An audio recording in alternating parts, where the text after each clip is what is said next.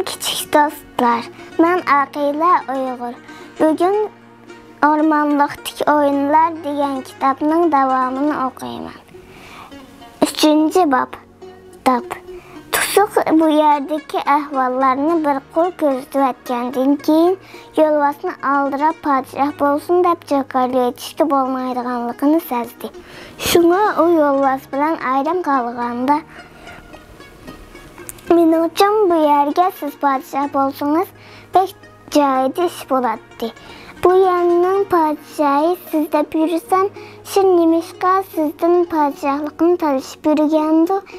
Endi bir hafta chidab turing. Men Shir bilan ko'rishib, unga nasihat qilay. U qalampay sizga vazir bo'lsin yetib ashidi" dedi. Tusuqning gaplarini anglab jiddiylashib turgan yo'lbos xotirjam bo'ldi. "Men hozir uyimga qaytmasam bo'lmaydi. Atiyam o'qiymiz. Kelar shanba kuni kelib, sizni o'z qo'lim bilan taxtga o'tirg'izaman." Rahmat. Yo'lbos beshini egib 2 qatim ta'zim qildi. "Undaq bo'lsa, men sizni ormonlikdan chiqarib qo'yay. Qani, meni bilan." Yo'lbos tusuqning oldida yetib berdi. Shu topda tusuq yo'lbosga minishga taqozo bo'lyapsa-mu, o'zini tutib olib, unga takalluf qildi.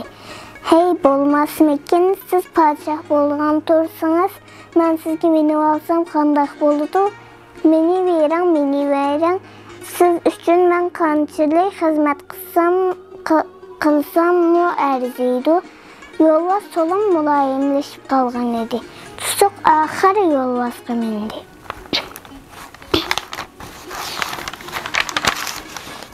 "Amsa chin o'ltiring." Yo'lbos shundoq dedi-da, tusuqni mahallasi tarafga qarab uchgandek chopdi. Tusuq uchun bu ot baygisiga tushganda bek rohat tuyuldi. Daraxtdagi qushlar atrofda o'tlab yurgan bo'kan to'shqanlarmi bu o'rmonlikda burun ko'rilib boqmagan bu g'alati ish uchun hayron qoldi. Yo'lbos tusuqni ularning mahallasiga yaqin joyga olib qo'yib, yana quyundek chopib o'rmonlikqa kirib ketdi. Tusuq hayajonlanib bu ishning rostligiga toza ishonmayotgandek yo'lbosning keynidan xeyli uzungacha qarab qoldi. Yana 1 soatlik vaqt bor edi. Tusuq mahalla aralab ketib, sho'x bir usul pardasiga chelinayotgan dab ovozni anglab qoldi. U ovozning qaysi o'yindan chiqayotganligini anqara olmay birdan turib qoldi. Dab ovozi shundoq yenik va larzan bo'lib, tusuqning usluna kelib ketdi. Dab ovozi Mahmud boboyning hovlisidan chiqyotdi. Mahmud boboy tusuqning bovasining yaqin og'aynisi edi. Burun Mahmud boboy tusuqlarning uyiga pat berib turardi. Tusuqning bovasi tugab ketgandan keyin Mahmud boboy tusuqlarning uyiga ancha kirmaydigan bo'ldi. Biroq tusuq Mahmud boboyning chalg'inni azaldan ko'rib boqmagan edi. Tusuq hovli darvozasining yo'chiqidan hovli ichiga qaradi. Mahmud boboy dabni yigitlardek chaqqonlik bilan chaliyotdi. Nurxon momoy dabqi tankash qilib larzan usulga tushgan edi. Tusuq hovliga putining uchida tashlab kirgan bo'lsa-mu, ular yana tusuqni ko'rib qilib to'xtab qoldi. "Hey Tursunjon keng'u, kela bolam, kela." Boboy bilan momoy tusuqni qizg'in kutib oldi. Tusuq Mahmud boboyning dabchilishiga ustaligini ko'rib, aytganki yolg'on gapini rostga aylantirishning yo'lini topgandek xushal bo'lib ketdi. "Bobo, men sizni alayda bir ish bilan izlab kelgan edim. Shunga Tusuq xıcıl boluvatqandek tırnağını tatladı. Alayda iş dep qoy, bovay xırıldap güldü. Xuddi çoğ adamlardek gap qılsanğı, şuncuala deyelmügidek qandaq işdi u. Mən sizden dapçilişini ögəney degen idim. Bu yapını anlap Mahmud bovayının çırayığa külke yügürüp közleri nurlanıp ketdi. Ha mana sizge mu şagird çıqıdgan boldi.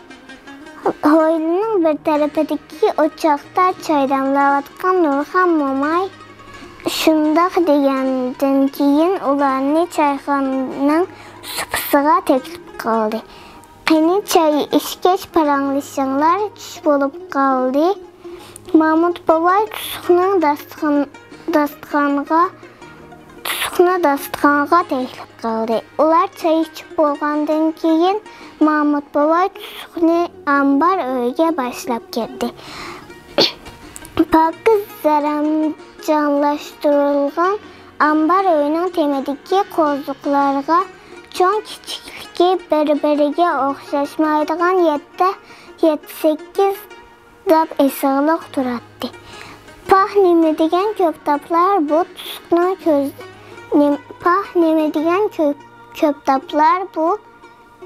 tusuqning ko'zlari parqirab ketdi. Bu daplarni Mahmud bovay tusuqning gepini tortib oldi. Özüm kərgən mən yaş çağlarımda məhəllə məşrəblərinin dapçısı idim. Hazır mı alayda bəzmə məşrəblər olub qalsa yenə mən dapçılıb bermən. Biroq hazırkı ballar dapçılış qızıqmamdı yoki başqa səbəb barmı bilmədim. Dapçılışni öyrənməydi. Senin dapçılışını ögəney degenin meni bek xuşal qılıb etdi. Mahmud bovay esiqliq turğan kichik əbcil bir dapni elib sen mana muşu dapni ögənsən boludu dep tusuqqa berdi. Andan özü baya çalğan dapni ocaq beşiqə ekilib otqa qaqladı. Ambarda nam tatib qapdı. Dapni pat-pat otqa qaqlab tursan avazı zil və yanraq çıxıdı. Ana şu gündən başlap tusuq Mahmud bovaydan dapçılışını öyrəndi. Tusuqda dapçılışda tuğma talant barmı yoki başqa səbəb barmı o dapçılışını tezdə öyrənib aldı. Mən dapçılışda hər qandaq adamdan üstün turman deb yürgən Mahmud bovay tusuqning dapçılışını bəkmi tez öyrənib alğanlığından heyran qaldı. Onun üstüge dap tusuqning qolğa ötsə avazı texim yanraq çıxardı. Mahmud bovay tusuqqa helliqi kichik dapni berib etdi. Tusuq şu gündən başlap Mahmud bovaydan usul pərdisiga keldigan xeyli köp nəğmələr çelişini öyrənib aldı. Ballar bayrami kelivatqaşqa məktəbdə bayramlıq sənət nömrələri tayyorlanatqan idi. Tusuq özünün dapçılışqa barğan sir usta bo'lib ketayotganligiga hayron qoldi. 4-5 gün öter ötmeyle o dapni qo'lga alsa, dap bilan barmoqlari deyishib olgandek o'zligidan harakatga kelib yangroq nag'malar yangraydigan bo'ldi. U qo'l barmoqlarini dapga tekkizish bilan barmoqlarini boshqara olmay qoladi. Barmoqlarning dapga urilishidan paydo bo'lgan usul nag'malari har qanday odamni usul o'ynashga undaydi. Bugun tusuq maktabning bayramlik san'at ishlariga mas'ul bo'layotgan Malika muallimning qishig'i kirdi. Maktabdagi naqshi oynayacaqdığan, üslü oynayacaqdığan, ləppər və it-tot oynaşqa həvəs qıldığan balalar Məliki müəllimin işxanasına yığılıb alğan ikən. Məliki müəllim məktəbinin sənət işlərinə məsul olğandan başqa Tusuqun sinif məsulü idi. O Tusuqun məktəbdəki bundaq işlərə ancaq qızıqmaydığını bilirdi. Şuna o Tusuqdan sordu. Hə, sənin bayramda göstərdiyin nömrən var oxşamandı. Tusuq müəllimlərdən ancaq tartınıb qalmaydı. Şuna tez cavab verdi. Hə, mənim sınırlarım bilən təyarlığın da pusullarımız var. Bu gəpni anlat Məliki müəllimin işənməgəndik ondan turub getdi. Bizə bayramda aşındaq bir də pusuli vəzifəsi düşkən idi. Qandaqlarımın da beşim qeyb turardı. Gepin rast olsa məni xuşaqlıqlı qalmay məktəb kimi şan-şərəf gəldürgən boladın. Bıraq sənin gepinə Məliki müəllim sən yalğancı dursan, gepinə işəngil boladdı mı deməkçi oldu, o gepini toxtu aldı.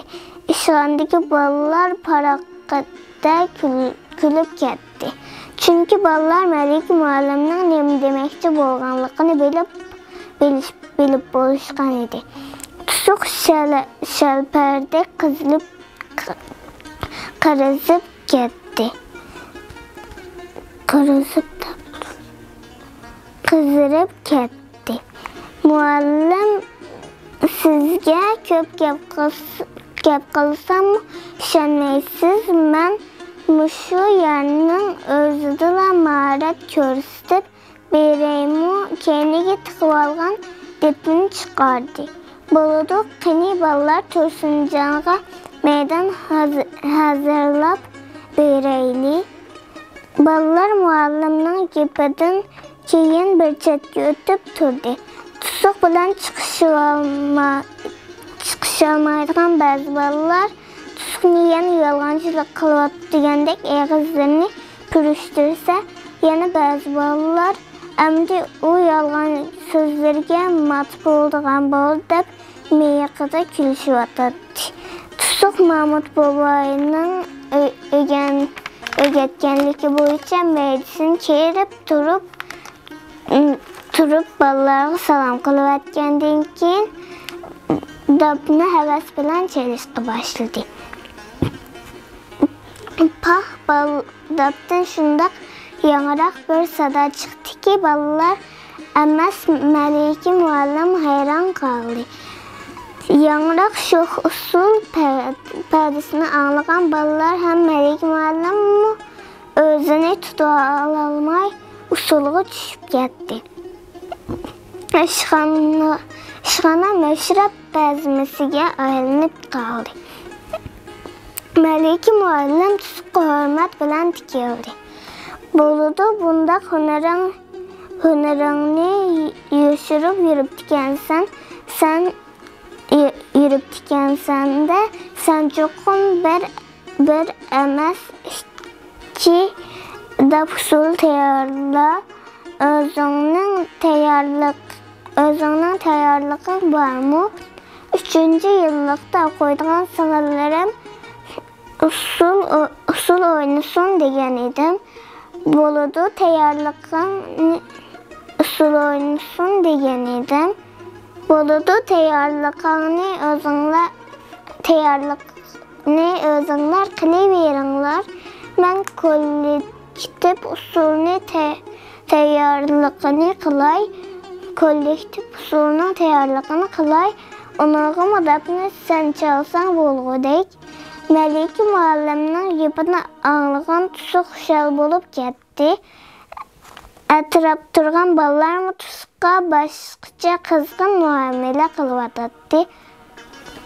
Şu gündən başlap Tusuq Gülzüba bilan Dilrabağa usul öyrətməkçi oldu. Aka biz burun usul oynab baxmagan tursaq qaysı usulunu oynasaq bolar? Gülzüba Tusuqdan tartınçaqlıq bilan so'radi. Ular hovlining chet tarafiga kelib usul o'ynashni o'rganmoqchi bo'ldi. Tusuq muhili ularga qaysi usulni o'rgatishni o'ylashmag'achqa nima deb javob berishni bilmay qoldi. Usul o'ynashga ancha Dilrabo usul o'ynashga ancha qiziqmag'achqa voy tarang qildigan dabqam usul o'ynam bu. Voy men o'ynamaychi hadam o'ynasin. Dilrabo tumshuqlarini so'zib bir tarafga o'tdi. Men hozir dabni o'zim xohlagan bir partiga chalaman. Sizlarmi o'zinglar xohlagancha o'ynab beqinglar. Qani amsa chaldim. Tusuq qo'llarini dabga tekkizish bilan dabdan sho'x bir parda yangrashga boshladi. Usul o'ynashga amroq Gulzüba qo'llaridan qos chiqarib o'ynadi. O'ynamayman deb bir yoqqa chiqib olgan Dilrabo o'zini tutib ololmay usulga tushib ketdi. Gulzüba bilan Dilrabo ikkisi qo'shmoq bo'lg'achqa bir-biriga bek o'xshaydi. Ularning chiroyi o'xshashgan bilan mijozi o'xshashmaydi. Gulzüba Dilrabodan bir necha minut burun tug'ilg'achqimi og'ir besh va salmoq edi. Dilrabo har qanday ishda erkalaydi. Shunga u erkalab o'ynamay turib olmoqchi bo'lgan bo'lsa-mu, sho'x nag'mani anglab o'zligidan usul o'ynab ketdi. Bu qitimqi bolalar bayramida usulni yaxshi o'ynasanglar shaharda o'tkaziladigan usul musobaqasiga qatnashadiganmiz.